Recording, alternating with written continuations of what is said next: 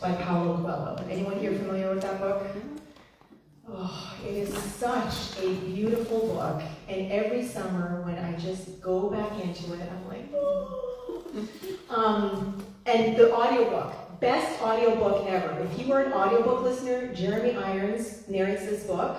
The voices that he does, the way he tells the story, it just, I don't really remember being told bedtime stories when I was a kid, but I'm like, tell me a story, Jeremy.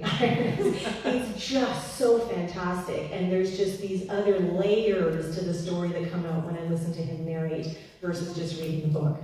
But anyway, so I listened to it last week, and then I started listening to it again almost immediately because I'm like, there is some really amazing stuff in here about personal legend. This is the big thing that is what the book is about. It's about finding and discovering and committing to finding and realizing the personal legend. And so for those who don't know the story, it is about a young boy from Spain, I forget how old he is, 19, 18, something like that, who is a shepherd.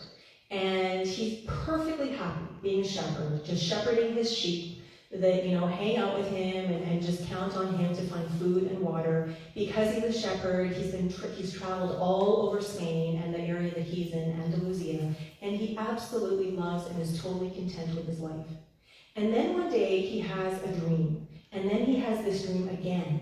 And in the dream, which he doesn't quite understand, he is told about a treasure that he needs to go looking for, but before the little child in the dream can tell him where the treasure is, he wakes up. So he goes to find some help through a medium or a sorceress or something like that, and she ends up telling him that because of the symbolism of the dream, he's got to take it seriously because it was told in the language of the soul of the world.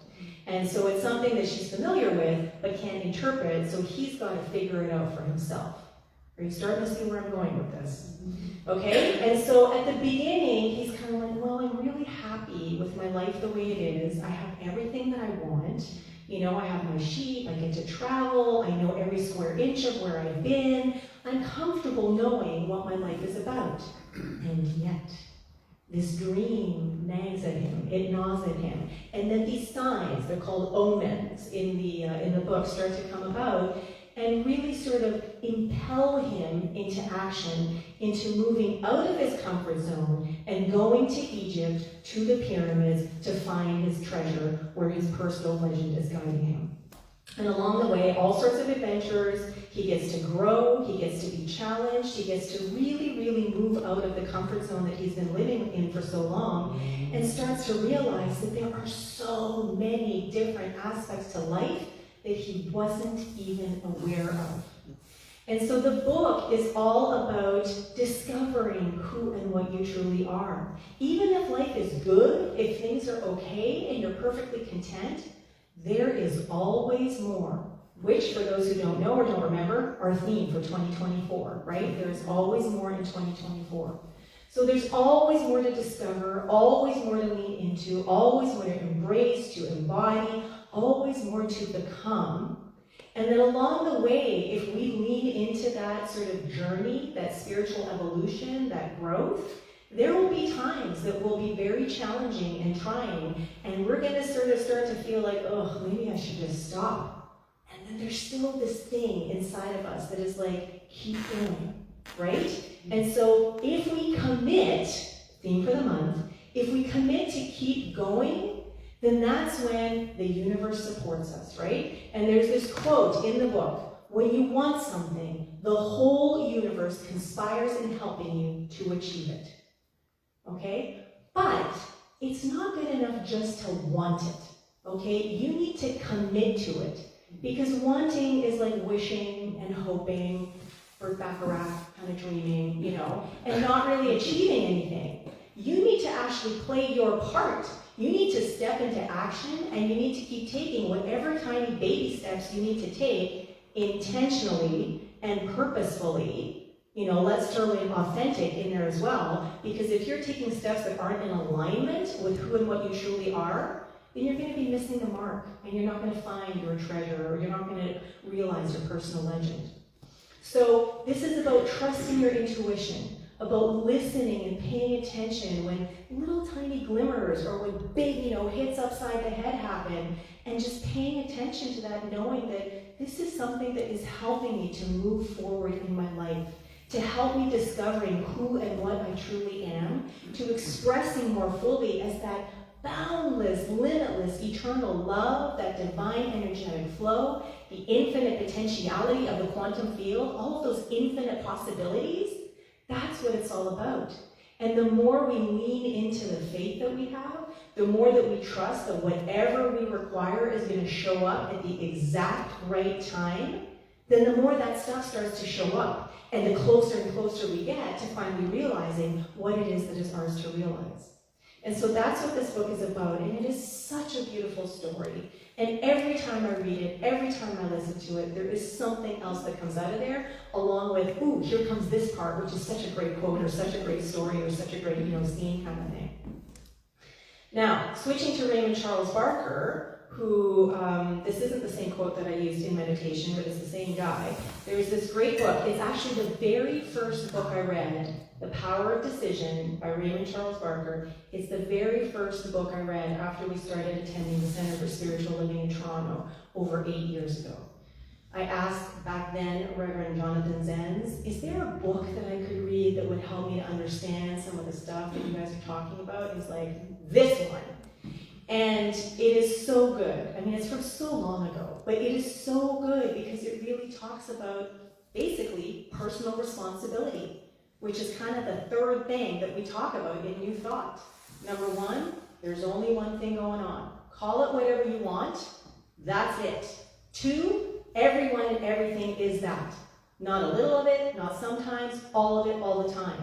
Three, we create our reality, and we create our reality according to how aware we are of who we are, right?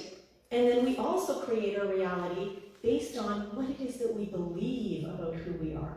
Because if we walk around saying, I am consciousness, I am the infinite potentiality of the quantum field, I am God, but underneath we're thinking, I'm not deserving, I'm not worthy, I'm not good enough, I'm a piece of garbage, I don't know how, I'm alone.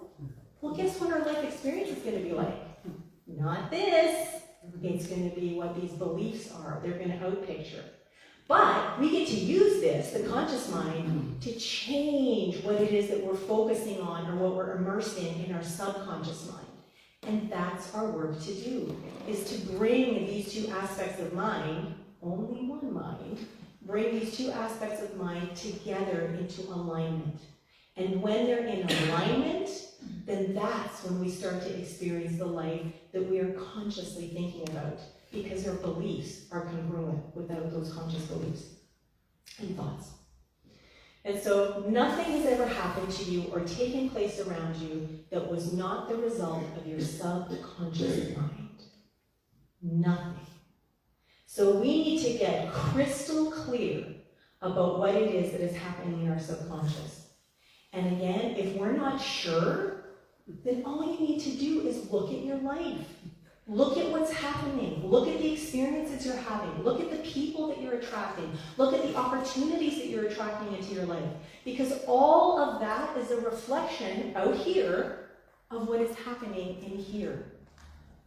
Now, I talked last week about this show on Apple TV, Dark Matter. Did you give it another go, Gail? Nope. All right. There were several people who watched the talk, and they now are watching it. So there are a few people that I have a chance to talk to about this. But we watched another episode, and we really aren't any further along in seeing Jason, the main character, and his cohort, Amanda, from the world that they came out of, find the world that they want to get back to yet. And they are continuing to go through all of these doors, all of these alternate realities that are so close but off. Just a little bit, right? And they're trying to figure out, what are we not doing right? What are we not doing right? And so even though we don't know what it is yet, I was talking to Glenn when we were watching the latest episode, and I got this sense. Is anyone here a Grey's Anatomy fan or watched Grey's Anatomy? It's been a long time since I watched it, but there was an episode years ago where there was a guy, I can't remember, he could have been a paraplegic, he was in a wheelchair, and he was hooked up to some kind of equipment that would get his thought impulses going to his hand, which wasn't able to move. And the doctors and the nurses were like, move your hand, think about moving your hand, just think about moving your hand, and it'll move. And he was getting so frustrated because the hand wasn't moving. And then one of the doctors, Dreamy, tells him, reach for your wife. And as soon as he tried reaching for his wife, guess what? He moved his hand. And so in this show, I'm wondering, like, he's thinking so hard. He's writing down all the details of what the life is supposed to look like, his family, his friends, his work, whatever. But he's constantly moving into a different reality that isn't the one that he wants to go back to. I have to wonder, does it have more to do with his heart and the way he's feeling about stuff, which they did sort of touch on in the second and third episode, than it does with his thinking mind? Because thoughts really are ideas. And thoughts, at least according to David Hawkins, they don't really have any meaning unto themselves. It's the feeling that they're associated with. And the feeling is the thing that we want to get to. And when we get to the feeling, then there are all these thoughts that are associated with the feeling. And if it's a good, positive, life-affirming feeling, hurrah! If it's a negative, constricting, destructive feeling, not so good. We want to get rid of the feeling, because with that feeling come all these thousands of thoughts about how horrible life is. So this brings me to a class that I'm in right now. It is with Neil Douglas Klotz, who is the author of The Teachings of the Aramaic Jesus. He has a whole bunch of other books. And one of the cool things that he offered at the very beginning of the class, the first class, was that the one thing that's going on is one universal breath. That there's just breath. That's it.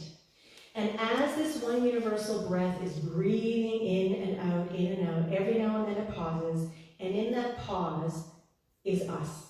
We are held, our lifetime is held in that pause breath, and when that universal breath lets go, that's when we expire, and that's when that breath goes back into the universal breath and continues to flow. And another thing in the Aramaic teachings is there's no word for mind, but there is the word for heart. And so when they're talking about this one universal breath moving in, through, and as everyone and everything, they call it soul. They're talking about what is flowing and what is affirming and what is activating the heart. And the heart is what's associated with feelings, right? And so if we take some time to really consider what it is we're thinking, are we thinking those thoughts independently, on their own? Are we just plucking them out of thin air? Or are they springing from the feelings that we are immersed in, that are based on the beliefs that we're holding on to in the sea of, subconscious and subjectivity? It's something to consider. Now, if you go quantum, which is a yes and world, then it's probably both. And so it's really important for us to be intentional, not only with what we're thinking, but with what we're feeling, and then to see, hey, does what's going on, does this feel big and expansive and warm and lovely in our hearts? Or is it something that feels constricting, making it hard to breathe and have energy and move forward in life? Ultimately, we're the ones who are choosing. We're the ones who are deciding every moment of every day, right? And this is what Raymond Charles Barker says. This is the quote from meditation. You are the deciding factor in your consciousness. Therefore, your entire world of experience, all of it. So we are the ones who are choosing. There's no one inside of us. There's no entity. There's no they, even though it might appear like that. It might feel like that sometimes. But when we do feel like that, then guess what? We have the opportunity to either get caught up in the drama and the trauma and the negativity, or we get to move forward in spite of that, use that negativity as information, even inspiration, to turn within, to show up as spirit, to show up authentically with kindness, as was offered before. Be available and present to ourselves right here, right now, in this moment, because when we are, we can't hate someone and love them at the same time. We can't be anxious and overwhelmed but be present to what is at the same time. We're either in and as love, or we're feeling something different. But even when we are, we're still that love, right? It's never lost. We've never let it go. We've just kind of forgotten or gotten distracted for a while. And ultimately, it's up to us to bring ourselves back to the present moment, to be available for ourselves, to really, really focus on who and what we are, that essential authenticity that we are. And so in The Alchemist, there is a section closer to the beginning of the book when Santiago, the boy, is talking to the king of Salem. And he says, the king says, whoever you are or whatever it is that you do, when you really want something, it's because that desire originated in the soul of the universe. It's your mission on earth. So it's not an idea that just kind of came out of the blue, out of nowhere. It's not even really an original thought. It is something that already exists as potentiality in the quantum field, as an idea in the mind of God. It's something that already exists, otherwise we wouldn't tune into it. And so when we do tune into it, then that's our opportunity to tune in as spirit, as God, as love, as that infinite creativity that is always in flow, that boundless, limitless imagination that is always available to us because it's who and what we are. That's what we get to choose. Now, on Wednesday, we were talking about some of this, and during our share, there was an offering, a share that was made about discipline. And I remember saying something, and I wasn't quite right about what I said about Gary Keller and the one thing, but I looked up discipline and commitment to see what the two definitions are, because what I offered was that discipline to me is something that is harder and sort of more, I don't even know exactly what I said, but it was not a positive thing for me. It wasn't an affirming thing for me. And in the book, The One Thing by Gary Keller, he says, we have discipline up the wazoo. We do not need more discipline. What we need to do, what's important for us to do, is to direct our energy and attention. So that means to become more focused, to become more intentional with what it is that we're doing, with our time, our energy, our money, our relationships, every single aspect of our life. To be perfect, to be so intentional that we are present to ourselves and available to ourselves every moment of every day. Now, commitment, actually the definition of discipline, which was kind of the practice of training people to obey rules or a code of behavior using punishment to correct disobedience. That's not going to be the only one, but that's the first one that came up, and I'm like, yeah, I want more of that. So I thought about commitment. I thought about, what it is that Santiago is doing in The Alchemist with his personal legend. I thought about what Jason Dessen is doing in Dark Matter, trying to find his way back to his world. And I thought about what each and every one of us get to do every single day as we move through life, from moment to moment to moment to moment. How are we showing up? What is it that we are focusing on? Are we aware of the thoughts that we're thinking, the beliefs that we're believing, and the feelings, and how they all correlate with each other? We are not static beings. We are constantly evolving. We are constantly changing. Every single moment, the universe is rebooting itself anew. And because we are part and parcel of that universe, so are we. So even though it may feel like time is trudging on in a linear fashion and one moment actually leads to the next, it really doesn't. Every moment is brand spanking new, and every moment we have an opportunity to shift the trajectory of our lives based on what it is we're thinking, what it is we believe, and what it is that we're feeling. We just need to be crystal clear on what that stuff is, and then be very intentional as we direct those thoughts, direct those beliefs, and direct those feelings. So commitment is the state or quality of being dedicated to a cause, activity, etc.